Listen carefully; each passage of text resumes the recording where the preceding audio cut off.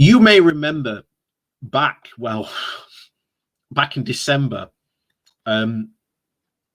we were saying right from the very word go, this deal had absolute no meat on its bone.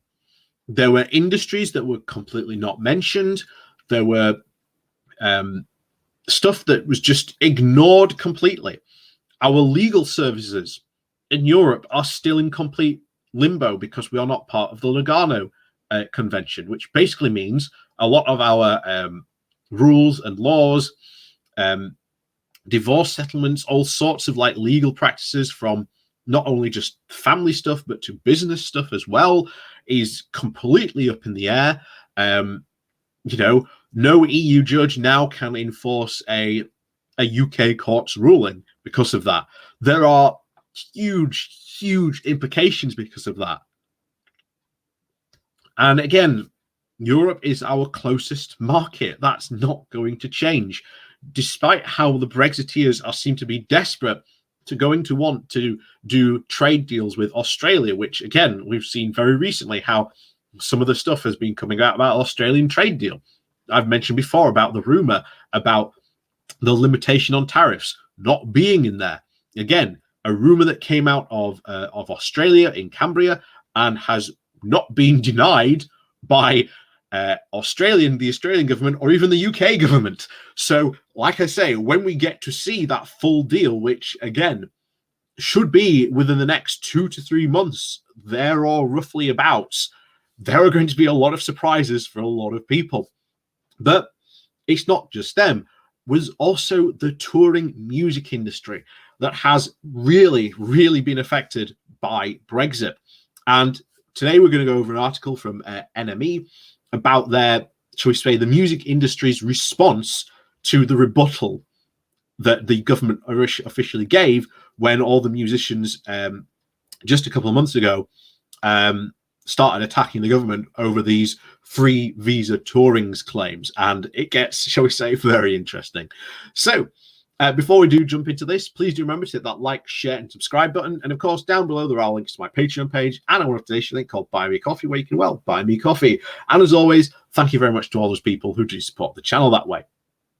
So, on with this. Like I said, this comes from NME, and the title is Brexit Carry On Touring share open letter to government as a rebuttal of the visa-free touring claim.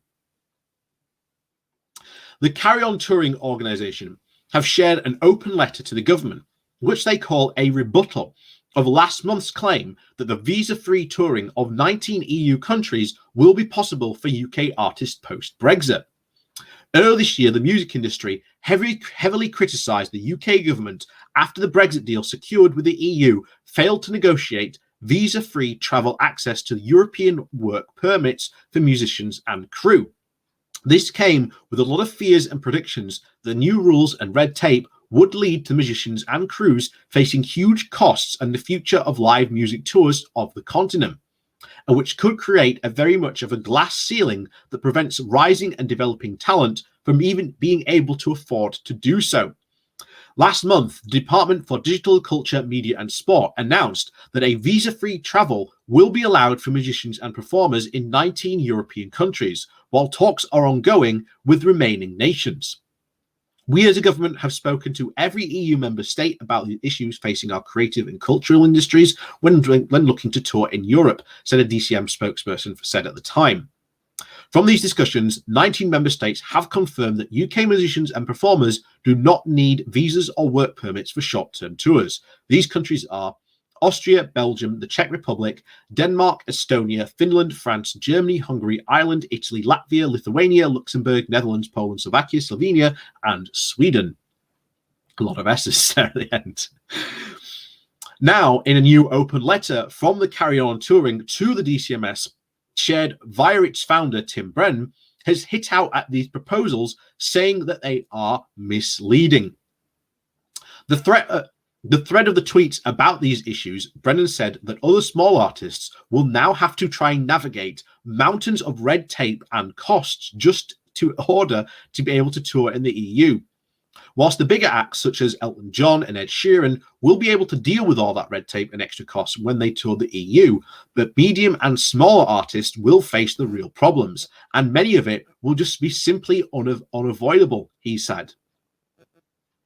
Our livelihoods depend on us putting on renewed pressure on the government to sort out the post-Brexit creative touring mess that they have created, the organisation wrote in the forward to its letter. In its letter, which you can read in full here and add your signature to here, Carry On Touring says that the music industry needs a workable solution for the UK to get us back on tour.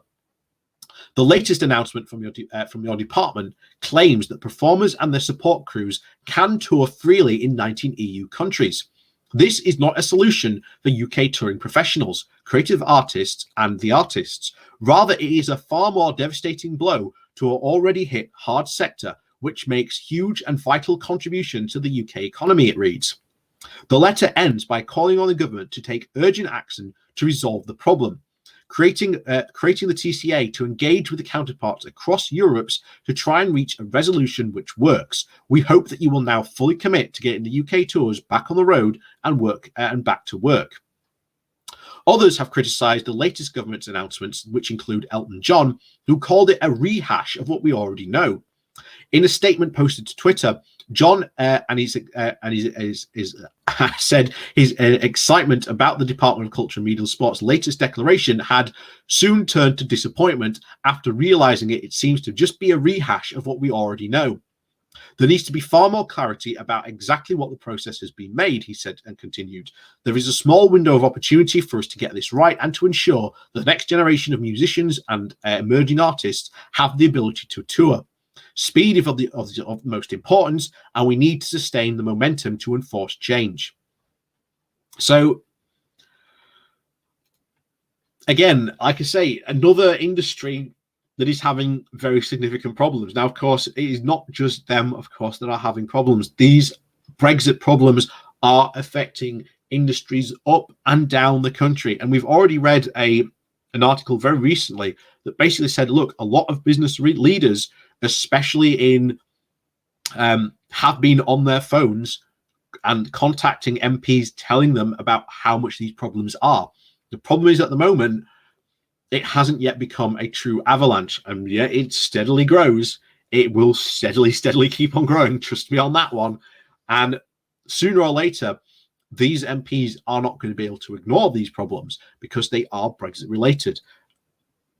Like I say, I do agree sort of partially with the statement that, you know, the Labour shouldn't talk about Brexit issues, but also maintain the fact that, yes, they should talk about these Brexit issues because it is a massive sledgehammer to hit Boris with, saying that, oh, he said he'd get Brexit done. Well, he hasn't got Brexit done at all. And like I say, while at the moment you can essentially give the government enough rope to essentially hang itself with, because sooner or later you can just absolutely smack them around with a massive sledgehammer.